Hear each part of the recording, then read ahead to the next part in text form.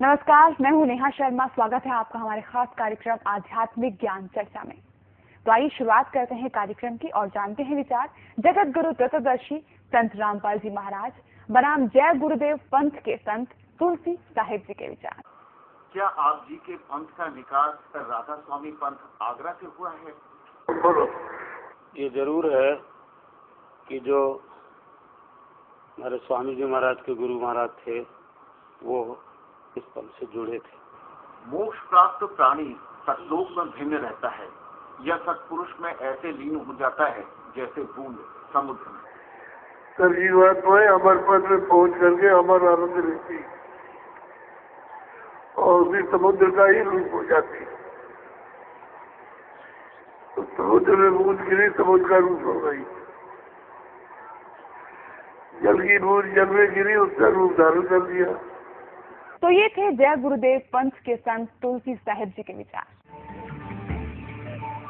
अब जानते हैं विचार आदरणीय राधा स्वामी पंथ के महाराज के विचार। महाराज जी, मैं आपसे यहाँ जानना चाहूंगी कि क्या आपके पंथ का निकास राधा स्वामी पंथ आगरा से हुआ है? जी हाँ, इसका प्रकाट्य या शुरुआत प्रारंभ स्वामी शिवदयाल सिंह जी महाराज आगरा से हुआ है।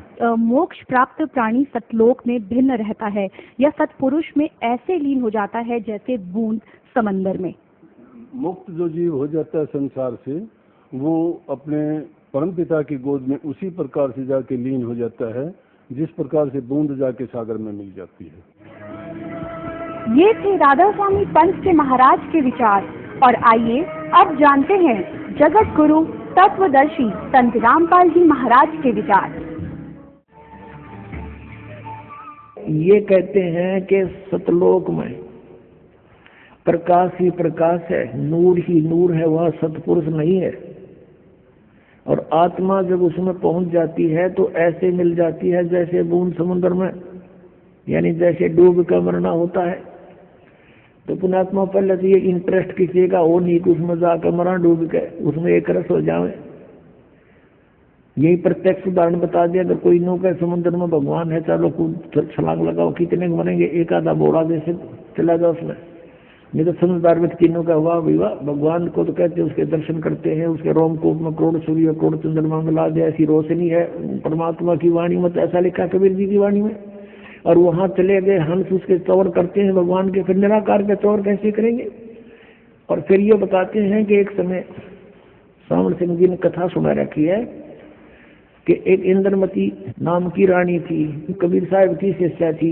कबीर साहब तो पहले जाकर समुद्र में लीन हो गए उस सतपुरुष में, और पीछे से इंद्रमती रानी जब गई तो ये क्या बताते हैं, उसमें डूब कर मरण गई। अब देखो सावन सिंह जी के वचन, संत मत भाग प्रकाश 4, इसके ही 264 पृष्ठ पर लिखा है।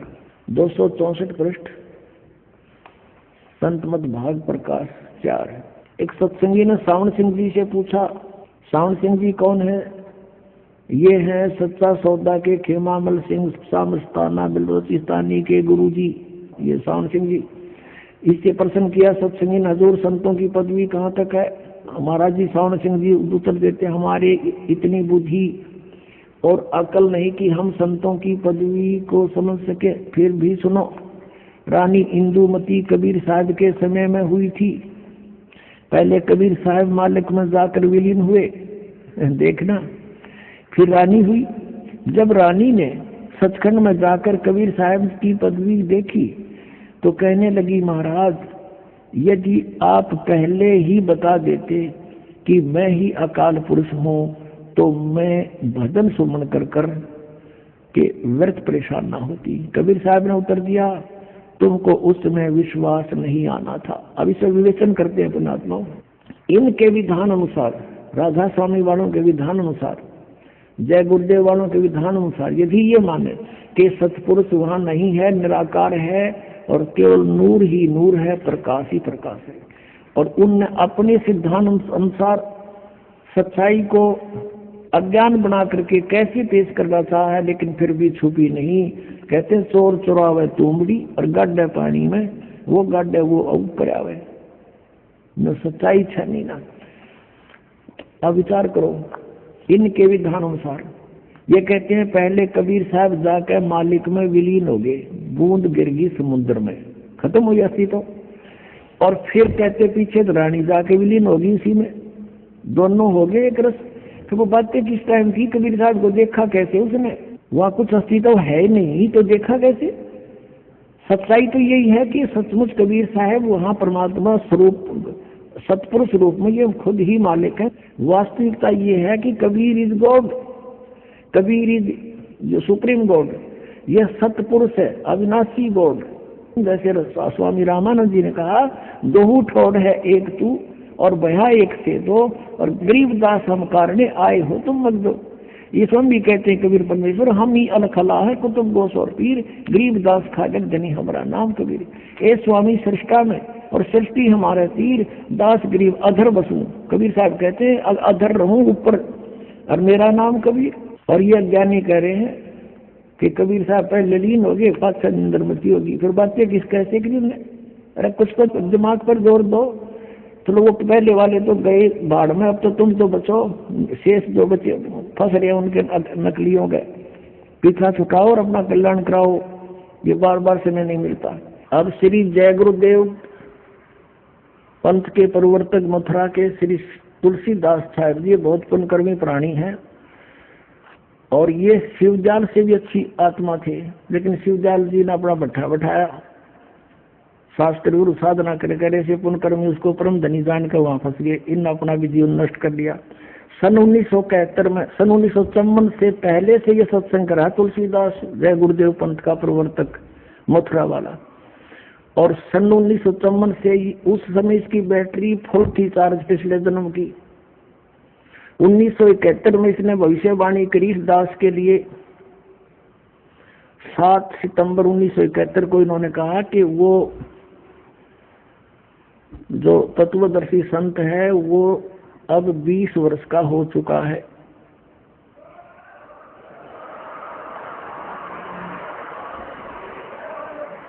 7 सितंबर 1971 को इसने भविष्यवाणी की कि वो 20 वर्ष का हो चुका है। दास का जन्म 8 सितंबर 1951 को हुआ। 7 सितंबर 1971 को पूरा 20 वर्ष का हो चुका था। 8 सितंबर को 21वां वर्ष शुरू हो जाना था। अब देखिएगा, एक पुस्तक है जय गुरुदेव की वाणी भाग 2, ये यहाँ से छपी है। ये है श्री तुलसीदास जी महाराज संत पर। ये पहला राधा स्वामी पंथ का पहला संत है जो दास लिखता है, नहीं तो सब सिंह लिखे अपने विषय या ताराचंद लिखे।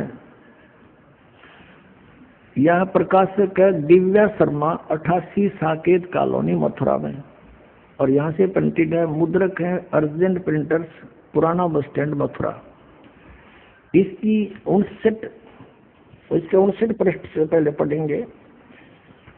28 अगस्त को इन्होंने एक भविष्यवाणी करी थी, ये देखिएगा, ये 59 पृष्ठ है इसका, 59, और ये 28 अगस्त शाकाहारी पत्रिका 28 अगस्त 1971 में इसने कोई भविष्यवाणी की थी कि महापुरुष का जन्म भारतवर्ष के एक छोटे से गांव में हो चुका है और वह व्यक्ति मानव इतिहास का सबसे महत्वपूर्ण व्यक्ति बनेगा। उसे जनता का इतना बड़ा समर्थन प्राप्त होगा कि आज तक किसी को नहीं मिला है।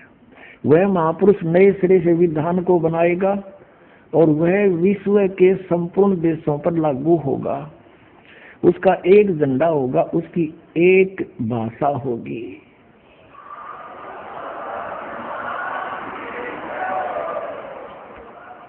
अब ये स्टेटमेंट, ये भविष्यवाणी समझो या सच्चाई, क्योंकि भविष्यवाणी तो है आगे की, इसने तो बता दिया कि हो चुका है। ये 28 अगस्त को इसने ये स्टेटमेंट दी। फिर लोगों ने पूछा जी कौन है, कहाँ है बताओ। तो फिर आगे 7 सितंबर को, यानी इस 50 पृष्ठ पर लिखा है, इसके बाद देखिएगा इसी पुस्तक के 50 पृष्ठ पे लिखा है। शाकाहारी पत्रिका 7 सितंबर 1971 वाली इस दिन स्टेटमेंट दी इन्होंने कि क्या दिया, 7 सितंबर 1971 को वो 20 वर्ष का हो चुका है। दास का जन्म 8 सितंबर 1951 को हुआ। 7 को दास पूरा 20 वर्ष का हो गया और 8 को 21 माह शुरू हो गया। यहाँ कहा इसने कि वह अवतार जिसकी लोग प्रतीक्षा कर रहे हैं 20 वर्ष का हो चुका है 7 सितंबर 1971 को। यदि उसका पता बता दूं तो लोग पीछे पड़ जाएंगे। अभी ऊपर से आदेश बताने के लिए नहीं हो रहा है। मैं समय का इंतजार कर रहा हूं और सभी महात्माओं ने समय का इंतजार किया है। समय आते ही सबको सब कुछ मालूम हो जाएगा। बोलो सतगुरुदेव।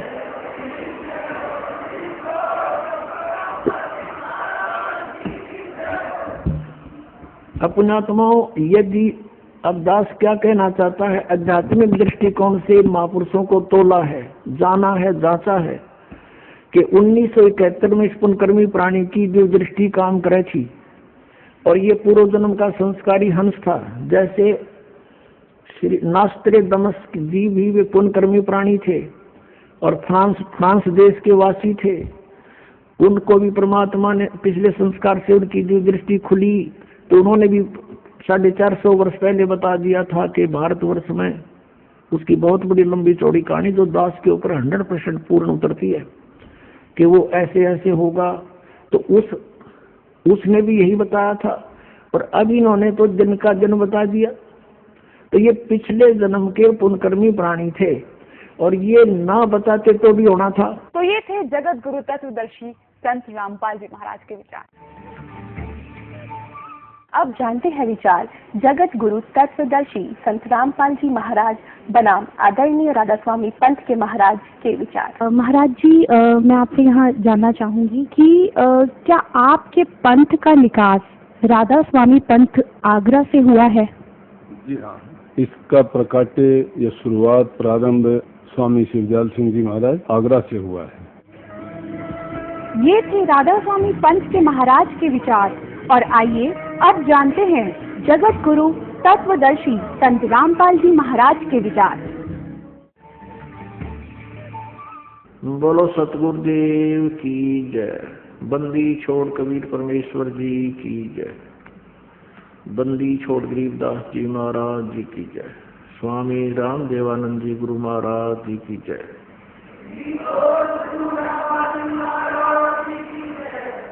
परम पिता परमात्मा पूर्ण ब्रह्म सर्व सृष्टि रजगार कुल मालिक कबीर देव कबीर साहब जी अपने विषय में अपनी जानकारी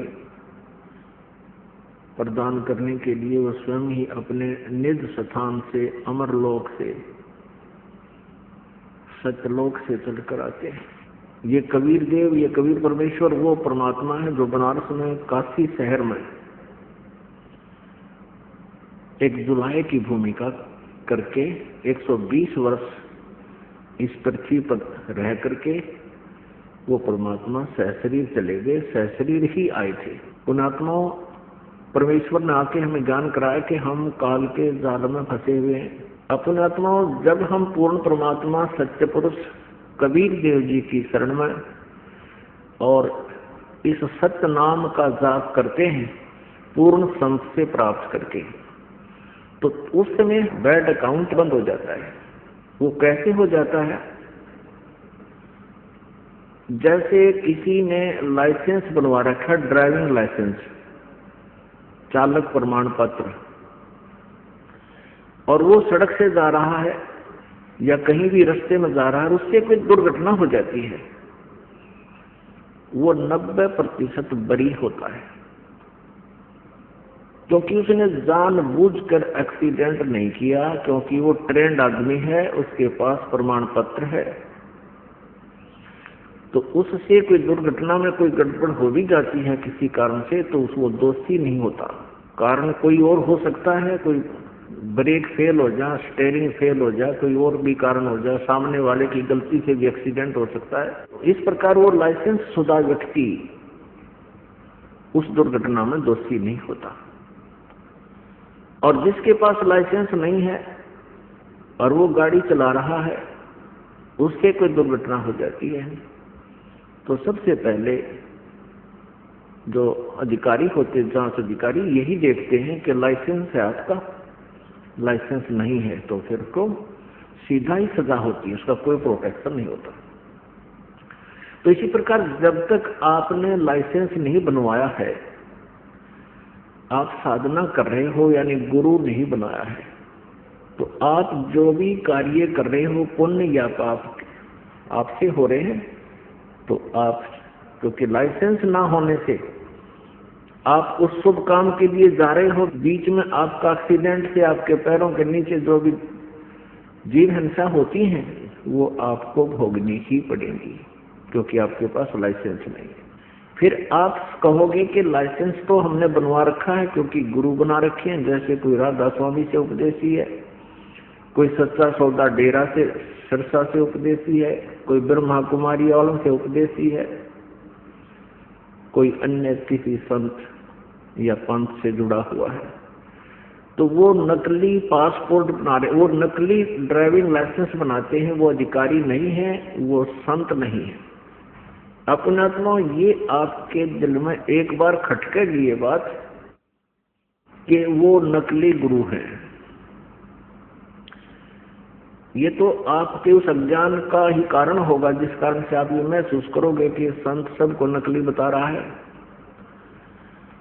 नकली और असली मेरे कहने से नहीं होंगे, उनके जो चिन्ह हैं, लक्षण हैं, वो बताएंगे कि वो असली है या नकली है। और उनके सब के जो दास ने ये लक्षण बता दिए हैं कि ये संत नहीं है, इनसे जिनको उपदेश है उनका लाइसेंस अनऑथराइज्ड है। और फिर जब यहाँ से संसार छोड़कर जाओगे, वहां पर इन गुरुओं से उपदेश लेने से आपको कोई प्रोटेक्शन, कोई बचाव नहीं होगा, उसमें बहुत देर हो चुकी होगी। आपको वहां पश्चाताप और रोने के अतिरिक्त कुछ नहीं मिलेगा।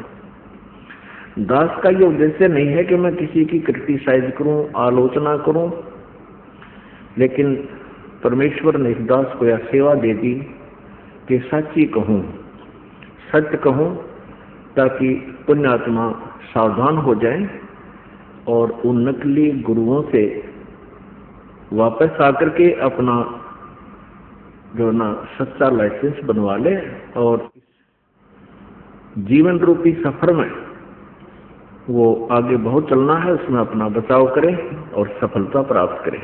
राधा स्वामी पंथ ने सबसे ज्यादा जीवों को घेर डाला। ये काल का पंथ है, क्योंकि जहां से ये पंथ चला है उसका कोई गुरु नहीं। श्री शिवदयाल जी आगरा वाले, उन्हीं की जीवनी में लिखा है कि स्वामी जी का कोई गुरु नहीं था। और परमेश्वर की अमृत वाणी में, सच्चिदानंद घन ब्रह्म की वाणी में और सभी संतों ने जिनने परमात्मा पाया है उनके अमृत वचनों में ये स्पष्ट किया है कि गुरु बिन माला फेरते, गुरु बिन देते दान, गुरु बिन दोनों निष्फल हैं, चाहे पूछो वेद पुराण। अब गुरु नहीं जिस व्यक्ति का, तो आगे चल के वो बहुत दुख पाता है। क्या होता है कि पिछले पुण्य इतने होते उन पुण्य आत्माओं के, जो पुण्यात्माएं किसी गुरु पद को प्राप्त कर रहे हैं, कोई संत बन गया है, ये काल का जाल है। वो पिछले पुण्यकर्मी प्राणी हैं, उनकी वचन में भी प्रभाव होता है, उनके बोलने की शैली में भी बहुत एक आम व्यक्ति से अंतर होता है। और जिस कारण से वो अपने पिछले पुण्य से, पिछली चार्ज बैटरी से, पिछले जन्म की सिद्धियों से वो बहुत सी जनता को अपने पीछे तो लगा सकते हैं, लेकिन अंत अनुयायियों का भी, अर्शन का भी बहुत बुरा होता है। तो प्रसंग ये चल रहा है कि जो इन नकली गुरुओं से उपदेश प्राप्त कर रखा है उस भोली श्रद्धालुओं ने, भोली आत्माओं ने, और वो ये सोच रहे हैं कि हमने गुरु तो बना ही रखा है। नहीं, गुरु पूरा हो, ज्ञान सच्चा हो और आपकी श्रद्धा भी सच्ची हो, तब बात बने। अब यहाँ आपको थोड़ा सा पैरेलल एक प्रमाण देने पड़ेंगे, अन्यथा आप जी समझ नहीं सकोगे कि दास का क्या उद्देश्य है, क्यों कह रहा है, और सचमुच ऐसा है भी कि नहीं। श्री शिवदयाल जी जो आगरा में हुए हैं, उनको ये लोग परम धनी और परम पूज्य, पूर्ण ब्रह्म आदि नामों से, संज्ञाओं से, उपमाओं से सब सुशोभित करते हैं, और उनका कोई गुरु नहीं था। शिवदयाल जी से राधा स्वामी पंथ व्यास से प्रारंभ हुआ,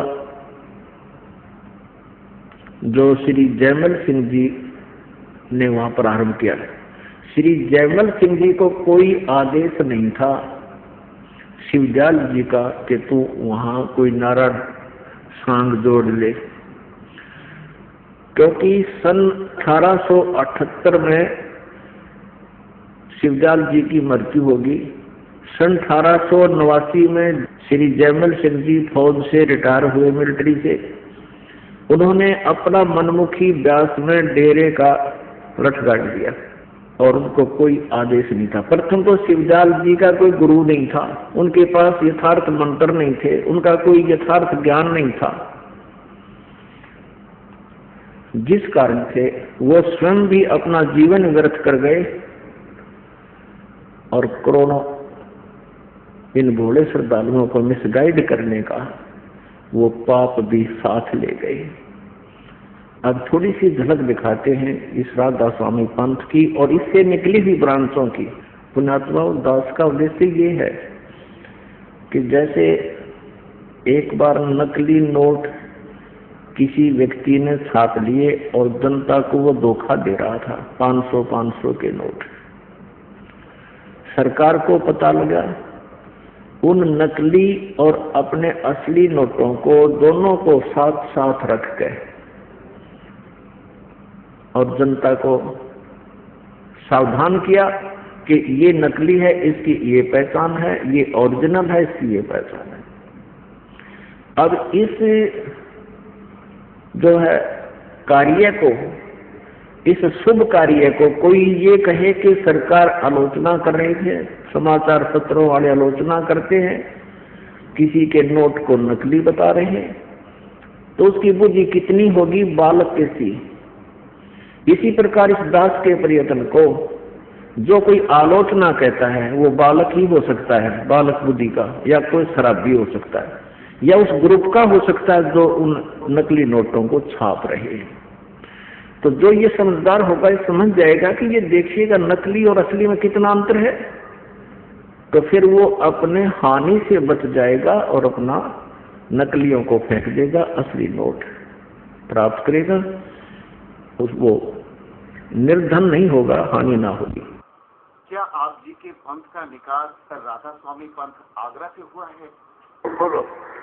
ये जरूर है कि जो हमारे स्वामी जी महाराज के गुरु महाराज थे वो इस पंथ से जुड़े थे। तो ये थे जय गुरुदेव पंथ के संत तुलसी साहिब जी के विचार। महाराज जी, मैं आपसे यहाँ जानना चाहूंगी कि क्या आपके पंथ का निकास राधा स्वामी पंथ आगरा से हुआ है? जी हाँ, इसका प्रकाट्य या शुरुआत प्रारंभ स्वामी शिवदयाल सिंह जी महाराज आगरा से हुआ है। ये थे राधा स्वामी पंथ के महाराज के विचार, और आइए अब जानते हैं जगत गुरु तत्वदर्शी संत रामपाल जी महाराज के विचार।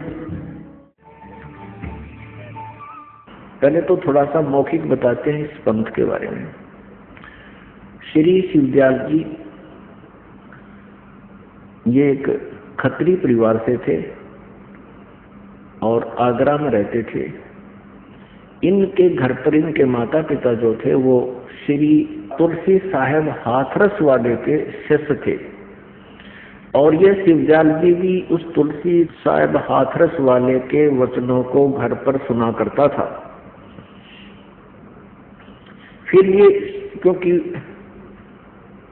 ये पश्चिमी पाकिस्तान में इनका घर था और वहाँ गुरु ग्रंथ साहिब की बहुत वाणियाँ चला करती थी, तो ये गुरु ग्रंथ साहिब का पाठी भी रहा है।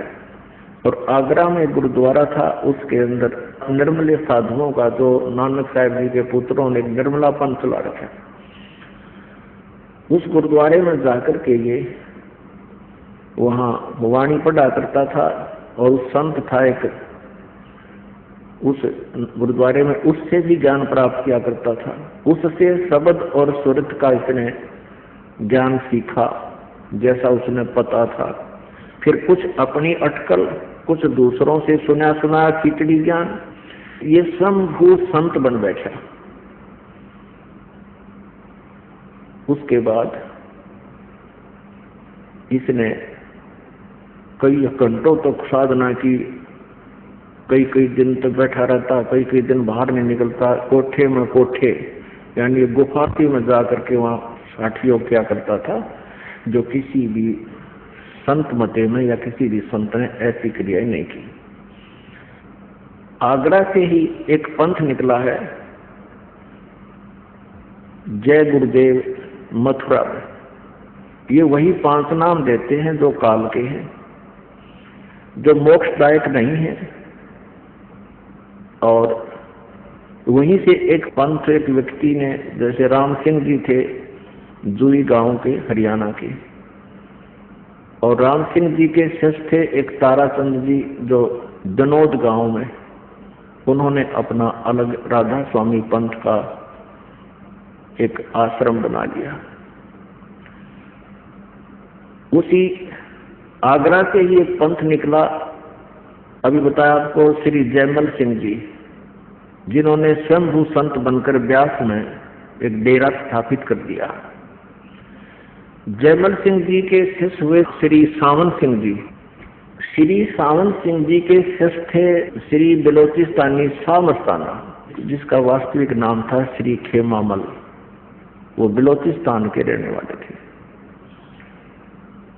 और एक कृपाल सिंह जी, ये दोनों शिष्य उत्तराधिकारी समझते थे अपने को, श्री सावन सिंह जी के उत्तराधिकारी समझते थे। लेकिन श्री सावन सिंह जी ने इन दोनों को अपना उत्तराधिकारी नहीं बनाया। उन्होंने श्री जगत सिंह सरदार जी को अपना उत्तराधिकारी बना दिया। तो ये दोनों वहां से विमुख होकर, गुरुद्रोही होकर, इन दोनों ने श्री खेमामल जी अर्थात श्री बलोचिस्तानी शाह मस्ताना जी ने डेरा सच्चा सौदा सिरसा में अलग से स्थापना कर दी। और फिर वो जो श्री खेमामल सिंह जी अर्थात बलोचिस्तानी शाह मस्ताना जी, अंत में इंजेक्शन रिएक्शन होने से अचानक मृत्यु को प्राप्त हो गया। अब देखो श्री खेमामल सिंह जी की मृत्यु कैसे हुई। ये है सतगुरु के परमार्थी कृष्णों के वृंतांत, ये पुस्तक है, पहला भाग। इसके संग्रह करता है ये वर्तमान में जो गद्दी पर बैठे हैं डेरा सच्चा सौदा सिरसा के श्री गुरमीत सिंह जी, मुद्रक, इंद्रसेन प्रबंधक, परमार्थ उपदेश प्रिंटिंग प्रेस, डेरा सच्चा सौदा, बेगूर रोड, सिरसा, हरियाणा, भारत से। अब इसके आपको दिखाते हैं, ये है श्री खेमामल सिंह जी। और 31 पृष्ठ पर आप देखो, बेपरवाह जी के एक प्रेमी की कार में बैठकर, बेपरवाह जी यानी इनके जो खेमामल जी को ये शहंशाह बेपरवाह नाम से पुकारते थे। बेपरवाह जी वहां के एक प्रेमी की कार में बैठकर पहाड़गंज में एक डॉक्टर की दुकान पर चले गए। आप जी के साथ सिरसा शहर का प्रेमी गोविंद मदान तथा 3-4 और प्रेमी भी थे। नीचे आ जाओ। अब वहां उनसे डॉक्टर से बातें करी और वो आपने बताई मैं बीमार हूं।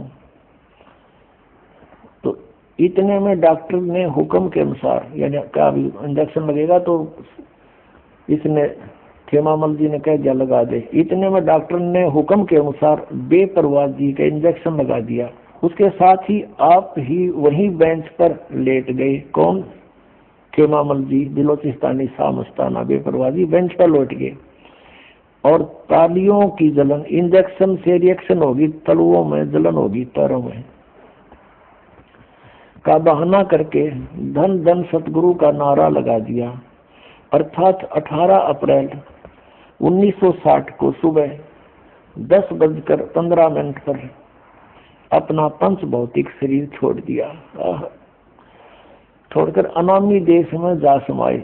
यह दृश्य देखकर डॉक्टर के पसीने छूट गए। वह बहुत चक्का रह गया कि अब क्या होगा।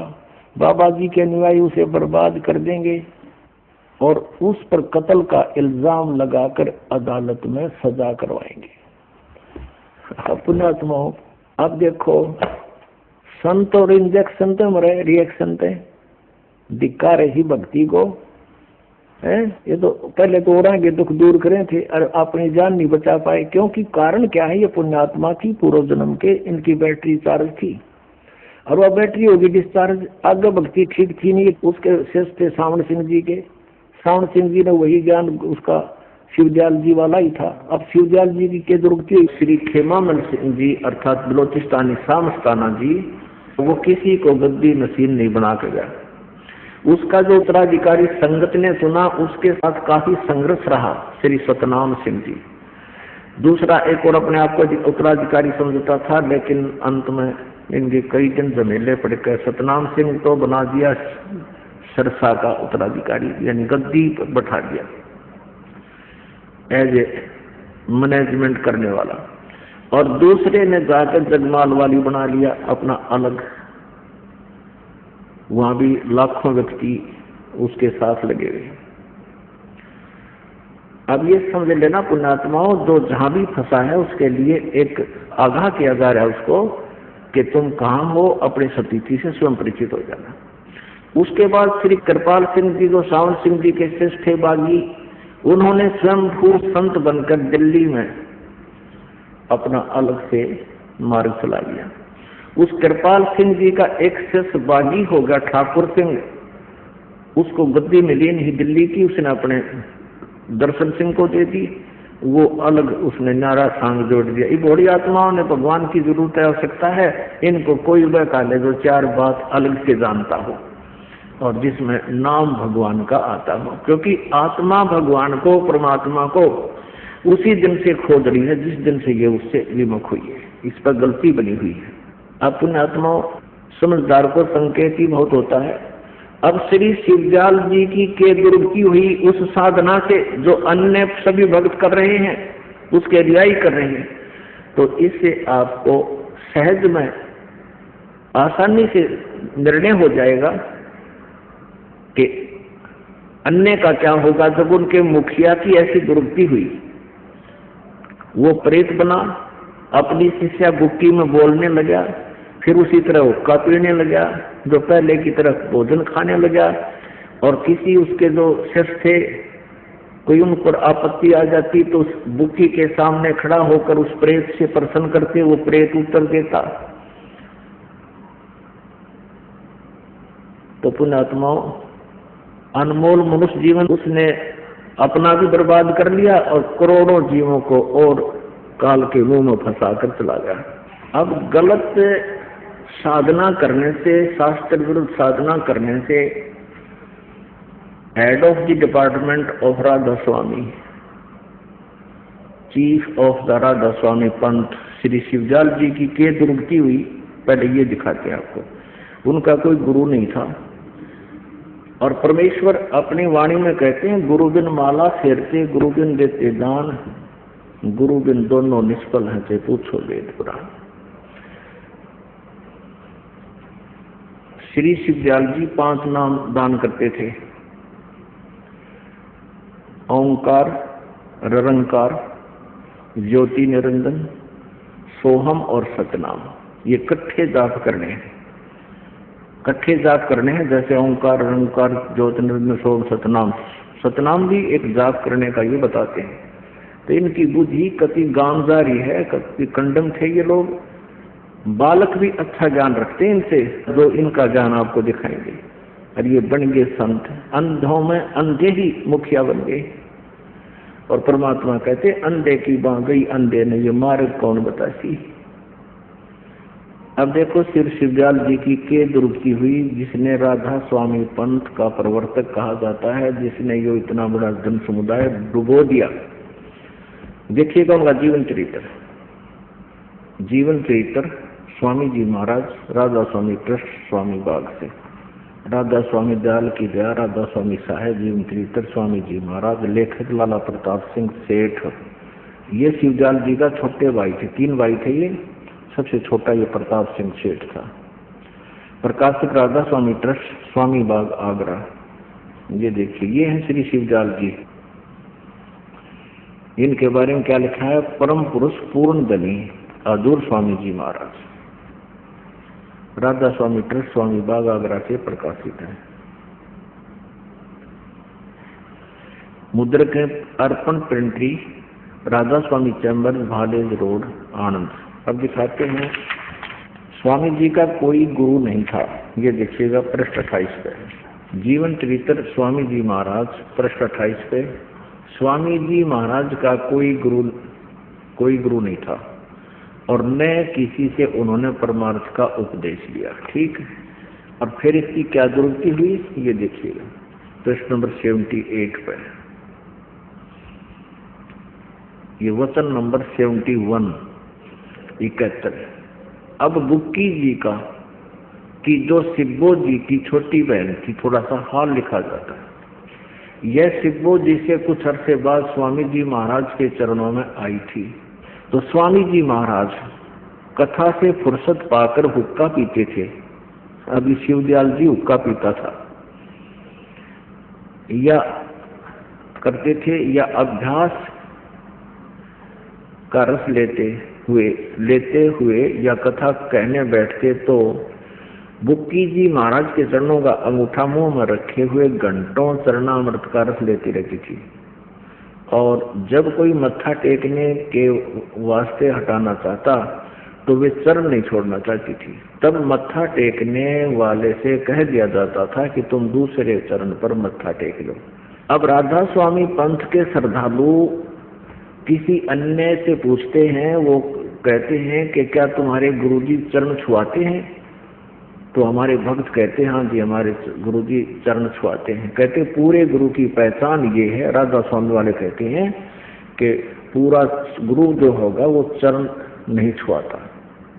अरे अब बुक्की उसके चरण का अंगूठा चूसा है और दूसरे कोई मत्था टेकना हो, जब उनको कह दिया जाता था कि दूसरे चरण पर मत्था टेक लो। तो ये दंत कथा लोकवेद ये अपने भी पंथ से परिचित नहीं है, अपने भी उनको जानकारी नहीं है। अब आगे देखते हैं, दूसरे चरण पर मत्था टेक लो और कैसी को मत हटाओ। जब स्वामी जी महाराज अंतर ध्यान हुए यानी इनकी मृत्यु होगी शिवदयाल जी की, तब बुक्की जी की यह हैसियत हुई कि दिन रात बेहोश पड़ी रहती थी और 2-2 दिन हाजिर जरूरी यानी फ्रेश होने भी नहीं जाती थी, रफा करने नहीं जाती थी, और सुर स्वामी जी महाराज के चरणों में लगी रहती थी। अब 80 पृष्ठ पढ़ रहे हैं। करीब 1.5 महीने ये हाल रहा। सबको खौफ हुआ कि शायद इनकी देह छूट जावे। तब स्वामी जी महाराज ने इनको दर्शन दिए बुक्की को और फरमाया कि जिस तरह तू सेवा पेशकर किया करती थी उसी तरह करो। और फिर उसी रोज से बुक्की जी भोग भी तैयार करती थी, जैसे पहले रोटी बनाया करती शिवदयाल जी के। और मेरी पन्नी गली के मकान पर पहले दस्तूर के माफिक पलंग बिछाती और हुक्का भरती थी। ये लेखक है शिवदयाल जी का छोटा भाई प्रताप सिंह जी। वो कहता है कि मेरी पन्नी गली के मकान पर पहले की तरह भोग भी तैयार करती थी और पलंग बिछाती और हुक्का भरने लगी। और वह पलंग अभी तक बिछा रहता है। गर्द की जिस तरह की पेशतर सेवा किया करती थी, पेशतर माने पहले उसके जीते जी, गर्ज की जिस तरह से पेशतर सेवा किया करती थी, यानी जैसे पहले सेवा करती थी, उसी तरह से कुल काम करने लगी।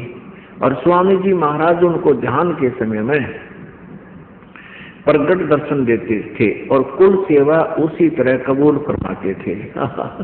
अब देख लो, अब बुक्की में आ जाता हो और वह हुक्का रोटी खाता वो खुद बुक्की के माध्यम से, और बुक्की हुक्का पीती उसी पलंग पर बैठ के। यानी शिवजाल जी बुक्की में प्रवेश होकर पहले की तरह कुल सेवा उसी तरह कबूल फरमाते थे, जैसा कि अंतर्ध्यान होने के पेशतर यानी पहले करते थे। अंतर्ध्यान होने से पहले रोटी भी खाता था, वो हुक्का भी पिया करता, वो खाना खा के फिर उस बुक्की में आ गया। फिर वो बुक्की लड़की खाना बनावे अब पे खावे, उसमें भूत खावे, और हुक्का पियो पहले ना पीती थी, फिर हुक्का पीने लगी। वो भूत बनकर शिवजाल जी राधा स्वामी पंथ के मुखिया उसमें प्रेत बनकर आगे अपने शिष्या बुक्की में, और हुक्का उसी तरह हुआ हुक्का पीवे उसके माध्यम से और रोट खाना खावे। और बुक्की जी को महाराज उनके आखिरी दम तक प्रकट रहे, उसमें अमरी इतने उसका माए बड़े रहे, प्रवेश रहे भूत। यहाँ तक कि जिस किसी को जब कोई बात स्वामी जी महाराज से अर्ज करनी होती थी तो वे बुक्की जी के जरिए से दरियाफत कर लिया करते थे। अब मान लो किसी ने प्रश्न करना था स्वामी जी से, बुक्की के सामने बोलते, वो भूत बोलता फिर बुक्की में शिवदयाल जी है तरह गजब भैया। यानी बुक्की जी अभ्यास के समय स्वामी जी महाराज को प्रकट करके हम कलाम हुआ करती थी, क्योंकि बुक्की जी स्वामी जी को ध्यान के समय प्रकट कर लेती थी और फिर बोला करती थी। यार इनकी अपनी बनावटी बात है, जिस तरह यह क्रिया हो रही है ये बिल्कुल भूत उसमें बोला। आगे देखना, इस नियाजमंद को भी जब कभी भीड़ के समय में घबराहट होती थी और किसी तरह से अकल काम नहीं देती थी, यानी कोई आपत्ति आ जाती थी, जी घबराता था, तो तब बुक्की जी के जरिए से स्वामी जी महाराज का हुक्म लिया करता था। बुक्की जी में इंटरनेट लग गया फिर, और जो उसके भाई में ना लग गया या ओरा में ना लग गया, वो भूत आएगा उसमें प्रवेश हो गया और उसमें बोलने लग गया, जैसे आम भूत बोलते हैं, जैसे ब्रह्मा कुमारी पंथ ये भूत का चलाया हुआ है, उसी तरह वो बोलता है करके, ऐसे ये बोलने लग गया इसमें। तब बुक्की के जरिए से स्वामी जी महाराज का हुक्म लिया करता। ये लेखक कह रहा है, लेखक उसका छोटा भाई शिवजाल जी का। और जैसा हुक्म होता था उसी के मुआफिक बंदा कारबंद होता था। तो इसके इस प्रताप सिंह में क्यों ना हम कलाम हुआ, बुक्की हम कलाम हुआ थी, ये भूत बोला था इसमें। अब कहते हैं जैसा भी हुक्म होता था उसी तरह मुआफिक बंदा कारबंद होता था, यानी जो आदेश होता उस भूत का, वो लेखक कहता मैं उसी के आदेश अनुसार आगे क्रिया करता था।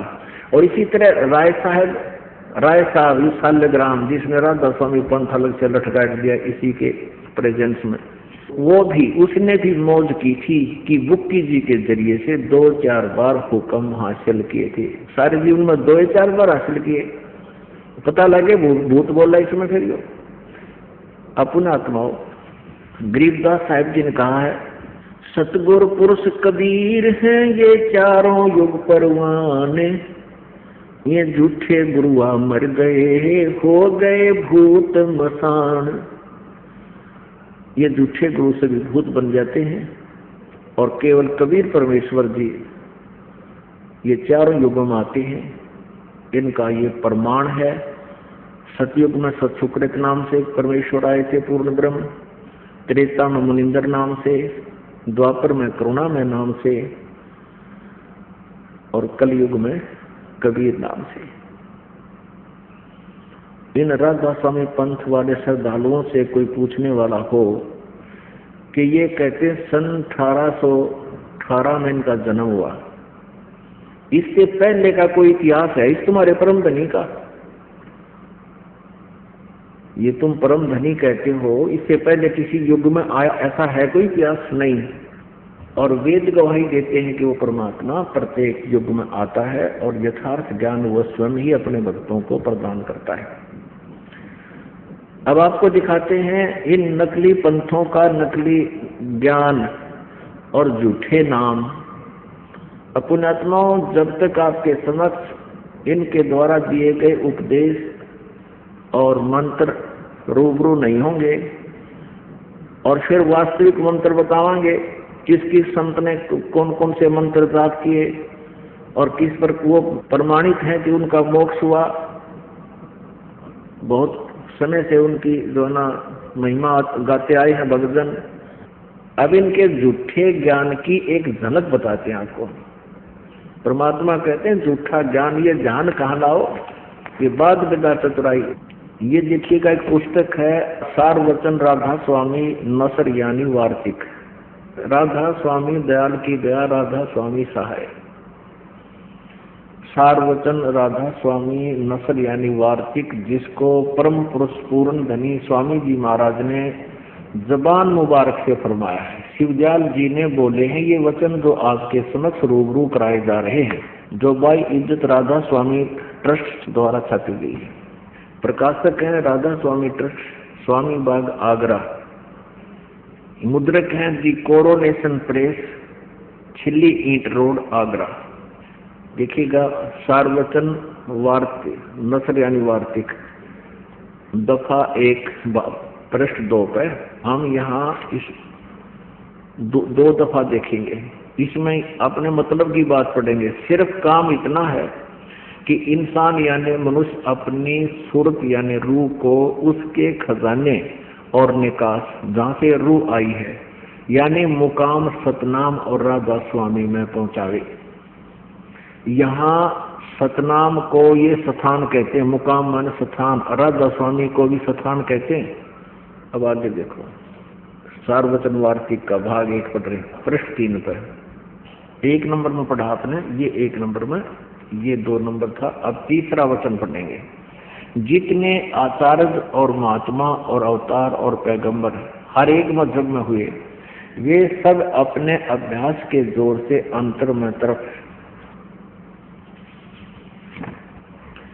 मुकाम असली के तले और सब के सब दूर स्थान तक नहीं पहुंचे।